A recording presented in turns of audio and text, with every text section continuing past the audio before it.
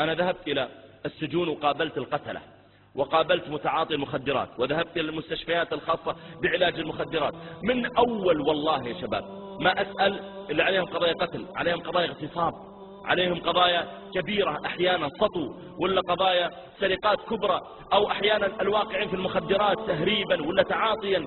من أوائل ما أسألهم أقول له كيف كانت حياتك مع الصلاة؟ يقول والله يعني. أقول كيف يعني؟ والله ما واحد منهم يقول لا والله أبشرك كنت أصلي الصلوات الخمس، ولا واحد يقول كذا، كلهم يقولون والله يعني، واللي يقول ما كنت أصلي. فأقول له كيف يعني؟ قال والله كنت أحيانا أصلي ظهر عصر، وأحيانا أتركها 3 أيام 4 أيام، وأحيانا. فأعلم يقينا أنه لما فعل ذلك جاء الشيطان وتسلط عليه، لأن الحماية الربانية التي آتاه الله إياها والحبل اللي بينه وبين الله هو جاء وقطعه وتركه. وبالتالي كما قال الله ولو شئنا لرفعناه بها ولكنه أخلد إلى الأرض واتبع هواه. اتبع هواه في النوم، اتبع هواه بكره وترك الصلاة، اتبع هواه جالس على النت ويأذن ويصلون ولا همه، اتبع هواه قاعد يلعب بلاي ستيشن وأذن عليه يمكن لصلاة المغرب ثم لصلاة العشاء وهو تارك الصلاة ضارب بها عرض الحائط. لذلك لما اتبع هواه تسلط عليه الشيطان. كل ما زاد الواحد يا شباب تعظيما للصلاة وإقامة لها، ويعرف أن هي أول ما يسأل عنه العبد بين يدي الله. بني شباب الصلاة لا يمكن تسقط عن الإنسان أبدا إلا في أحد حالتين: المرض لا ما تسقط عنه، السفر لا ما تسقط عنه، شدة الانشغال لا حتى الانشغال ما تسقط عنه، في الحرب أثناء الحرب والقتال ما تسقط عنه. عجيب متى تسقط؟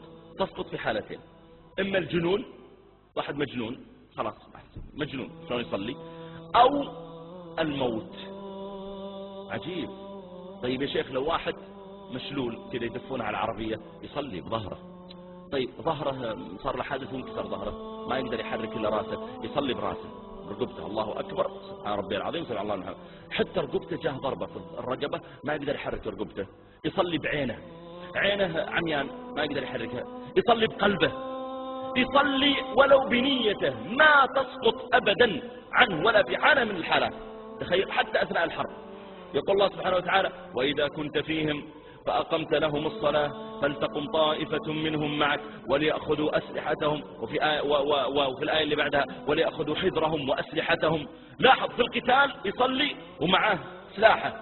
لو قال يا ربي عاد احنا في قتال خلاص نجمع 3 صلوات، نجمع 3 أيام صلوات 3 أيام هي كلها 15 صلاة نخليها في اليوم الرابع، لا صل يا ربي. طيب أنا بسلاحي، صل وأنت بسلاحك. طيب ثم قال الله فإن خفتم، يعني في وقت القتال اشتد، فرجالا أو ركبانا. كيف رجالا أو ركبانا؟ يعني واحد جاي يراقب مكان ومعاه سلاحه، لو قلنا له ضع السلاح وكبر وصل، قال يا أخي طيب ممكن العدو يهجم علينا أثناء صلاتي. نقول له حتى وأنت منسدح على ظهرك أو منبطح على بطنك ولا جالس كده على صخرة ولا شيء وأنت على حالك، فرجالا أو ركبانا. رجالا يعني على أرجلكم، أو ركبانا على دوابكم. كيف أصلي على غير القبلة؟ نعم أهم شيء تقيم صلاتك. أصلي من غير ما أحط يدي على صدري أنا حاط على سلاحي؟ نعم. أصلي من غير ما أنظر موضع سجودي؟ نعم. أهم شيء إن صلاتك تقيمها في وقتها.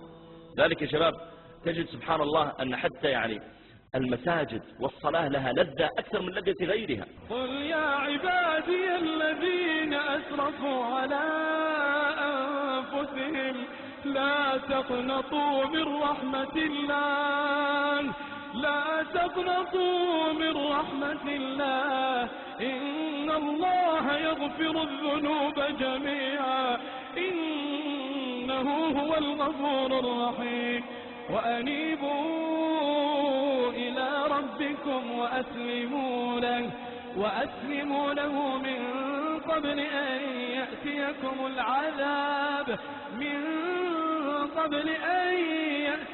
العذاب ثم لا تنصرون.